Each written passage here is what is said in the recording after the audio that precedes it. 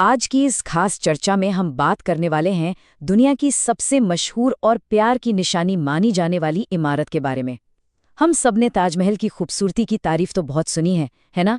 लेकिन आज हम इसके पीछे छिपे उन विशाल लॉजिस्टिक्स, हैरान कर देने वाले इंजीनियरिंग चमत्कारों और उस गहरी मानवीय त्रासदी को समझेंगे जिसके बारे में बहुत कम लोग जानते हैं। ये कहानी हमें सीधा 400 साल पीछे ले जाती है, जहां बेहिसाब मेहनत, मोहब्बत और इंसान के अजेय हौसले ने मिलकर एक ऐसा इतिहास रचा जो आज भी शान से खड़ा है। मैंने उसे सब कुछ दिया, फिर भी मेरी मुमताज मिट्टी में मिल गई और मैं यहाँ खड़ा पत्थरों से बात करता हूँ। जरा सोचिए उस इंसान की हालत, जिसके पास एक विशाल साम्राज्य था, दुनिया की हर दौलत थी, लेकिन वो अपने जीवन के सबसे बड़े प्यार को बचा नहीं सका।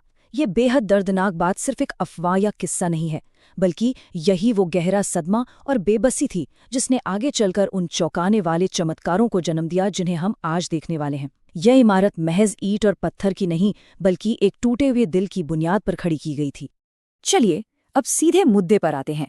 आज के समय में हम बड़ी बड़ी क्रेन और लेजर गाइडेड मशीनों से इमारतें बनाते हैं, लेकिन जरा कल्पना कीजिए 17वीं सदी की, जब बिजली का नामो निशान तक नहीं था। उस दौर में दुनिया का सबसे परफेक्ट और बेदाग स्मारक आखिर कैसे बनकर तैयार हो गया?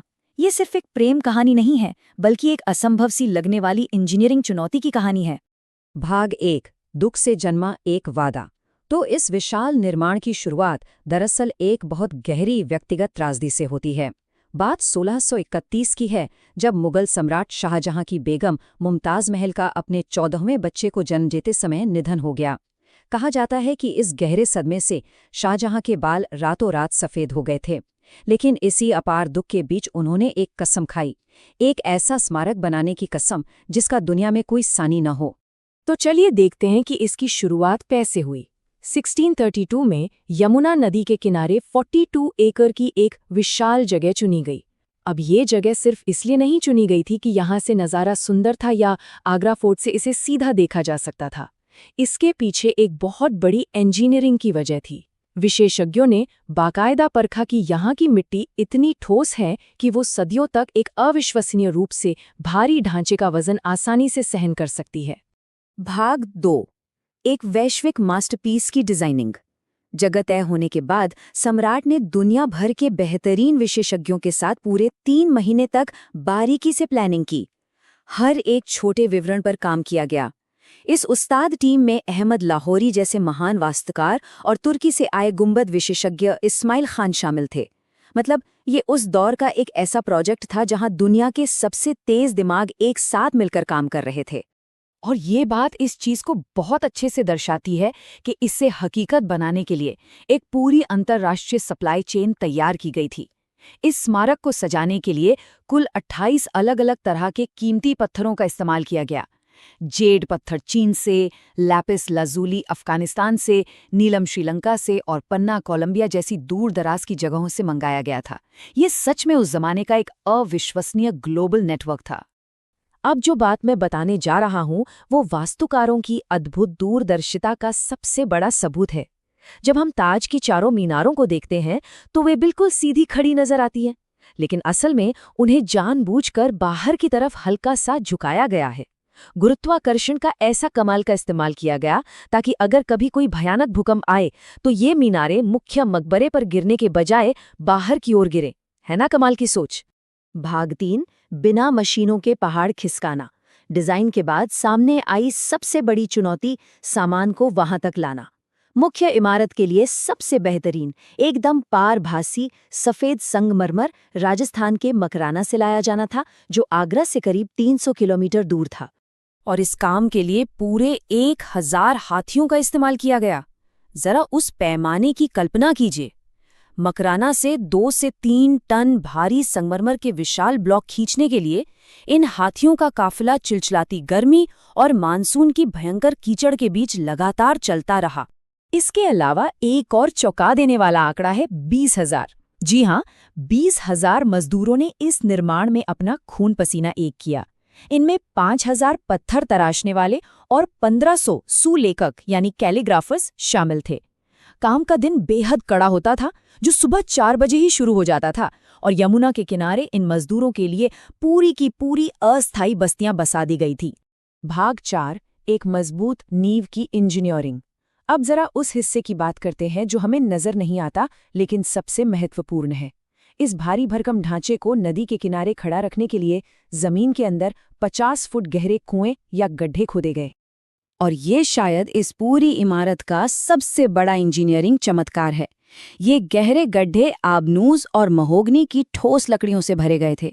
हम सब जानते हैं कि लकड़ी आमतौर पर पानी में सड़ जाती है, लेकिन ये एक खास तरह की लकड़ी है जिसे हमेशा मजबूत बने रहने के लिए नमी की जरूरत होती है। ये सच में हैरान कर देने वाली बात है कि ये पूरी इमारत आज 400 साल बाद भी उसी लकड़ी पर टिकी है, जो यमुना नदी की नमी सोखकर पत्थर से भी ज्यादा मजबूत बनी हुई है। अब आते हैं इसके विशाल गुंबद पर। यहाँ वास्तव में एक नहीं बल्कि 2 गुंबदों की प्रणाली का उपयोग किया गया है। अंदर से देखने पर गुंबद 80 फीट ऊंचा है, जो कमरे के हिसाब से बिल्कुल सही लगता है। लेकिन बाहर से इमारत को भव्य दिखाने के लिए एक दूसरा बाहरी गुंबद बनाया गया जो 115 फीट ऊंचा है। ये खोखला डबल डोम सिस्टम इसलिए जरूरी था ताकि 12,000 टन वजन के इस विशाल गुंबद को ईंट के 15 फीट मोटे छल्ले पर संतुलित किया जा सके। भाग 5 पूर्णता की कला। तो सबसे अहम बात यह है कि इस इमारत का असली जादू इसके बारीक विवरणों में छिपा है। हजारों कारीगरों ने बिना किसी जोड़ के नजर आने वाली सजावट पर अपना जीवन लगा दिया। ये बस ईंट पत्थर जोड़ने का काम नहीं था, ये परफेक्शन की एक जिद थी। इस बेहद जटिल और बारीक कला को पियत्रा ड्यूरा कहा जाता है। इसमें पहले सुलेखक डिजाइन बनाते, फिर कारीगर संगमरमर में खांचे काटते और उसके बाद रंगीन रत्नों को एकदम मिलीमीटर की सटीकता से तराशा जाता था। फिर उन्हें चूने और रेजिन से बने एक खास गोंद से चिपकाया जाता। अंत में इसे तब तक पॉलिश किया जाता जब तक कि सारे जोड़ बिल्कुल गायब न हो जाएं। आपको जानकर हैरानी होगी कि सिर्फ एक 10 बाय 10 फीट के पैनल को तैयार करने में ही 6 से 8 महीने का समय लग जाता था। और यहाँ सिर्फ पत्थरों का खेल नहीं है, बल्कि दिमाग चकरा देने वाले ऑप्टिकल इल्यूजन भी हैं। अमानत खान द्वारा लिखी गई सुलेख की पंक्तियां जैसे जैसे ऊपर जाती हैं, उनके अक्षरों का आकार बड़ा होता जाता है, ताकि नीचे खड़े इंसान को सभी अक्षर एक ही साइज के नजर आए। इसके अलावा मुख्य कक्ष में अगर कोई एक आवाज की जाए तो वो पूरे 28 सेकंड तक गूंजती रहती है। ये एक असाधारण अकॉस्टिक चमत्कार है। भाग 6 एक खूबसूरत नज़ारे वाली जेल। इस महान निर्माण की कहानी का अंत उतना ही दर्दनाक है जितनी इसकी शुरुआत थी। इसके पूरा होने के कुछ ही समय बाद एक बहुत बड़ी मानवीय त्रासदी ने पूरी कहानी को पलट कर रख दिया। ये 35 साल का एक लंबा और बेहद नाटकीय सफर था। 1631 के दुख से शुरू होकर 1653 में इस इमारत का निर्माण पूरा हुआ। लेकिन 1658 में एक क्रूर मोड़ आया। सम्राट शाहजहां, जिन्होंने अपनी पूरी जिंदगी इस इमारत पर लगा दी, उन्हें उनके ही बेटे औरंगजेब ने सत्ता की भूख में बंदी बना लिया।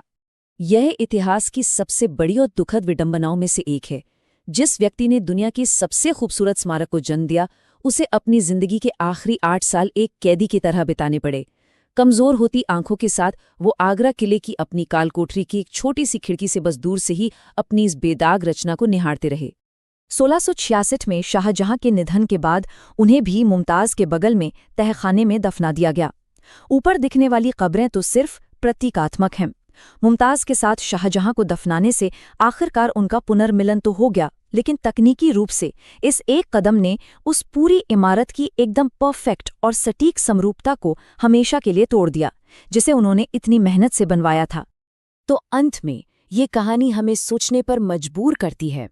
अगर बिना मशीनों और आधुनिक तकनीक के 400 साल पहले एक साम्राज्य ऐसी अमर विरासत बना सकता है जो सदियों तक खड़ी रहे, तो आज की ये आधुनिक दुनिया अपने इन तमाम संसाधनों के साथ मानव भावना की कौन सी अमिट छाप आने वाली पीढ़ियों के लिए छोड़कर जाएगी।